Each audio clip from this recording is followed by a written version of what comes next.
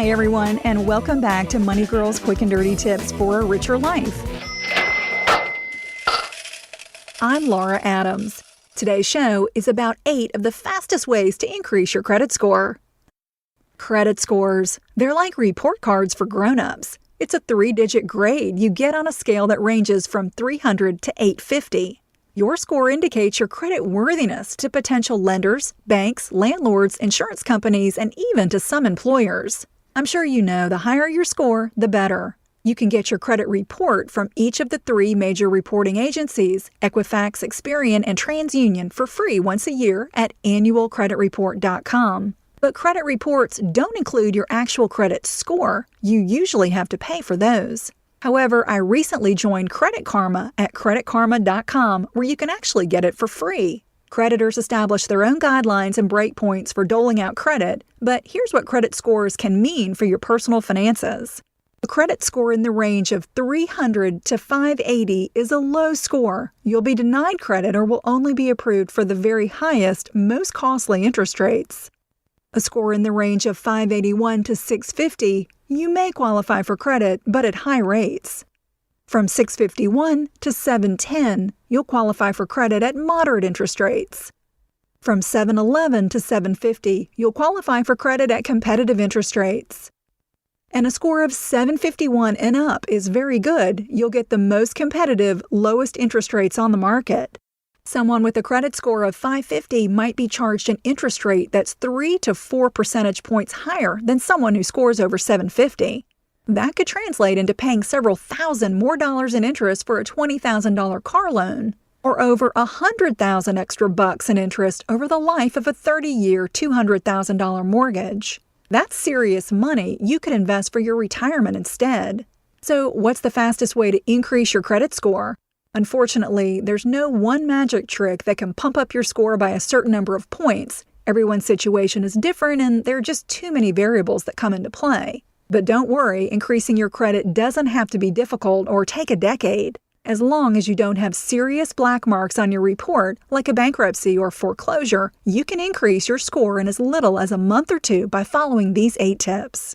Tip number 1, review your credit report from each of the 3 major reporting agencies closely. Then immediately clear up any errors, such as incorrect credit limits, late payments, or collection items that aren't yours. Errors do show up on credit reports. As I mentioned, you can get your credit reports for free from each of the 3 credit agencies once a year at annualcreditreport.com. And you're never penalized for checking out your own credit report or score. Tip number 2, always pay your bills on time. Delinquencies have the biggest negative effect on your credit score. If you simply forget to pay your bills on time, or are guilty of being chronically unorganized, what are you thinking?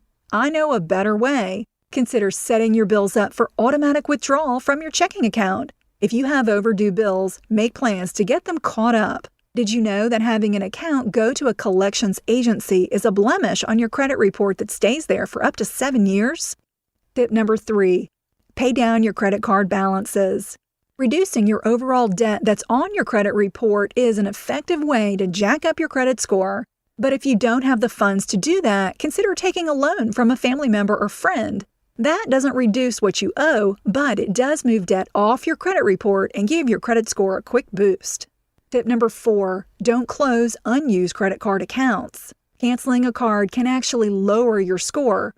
For more information about how that happens, listen to show number 147, titled, Does Canceling a Credit Card Hurt Your Credit?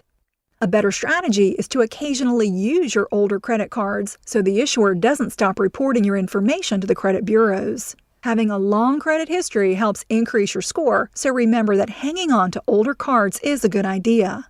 Tip number 5, never max out your credit cards. A good rule of thumb is to keep your balances below 30% of your credit limit, even if you pay them off in full each month. For example, if you have a card with a $3,000 credit limit, don't rack up a balance that exceeds $900. It's better to have 2 cards with balances that are each below 30% of your limit than to have 1 card that you consistently max out.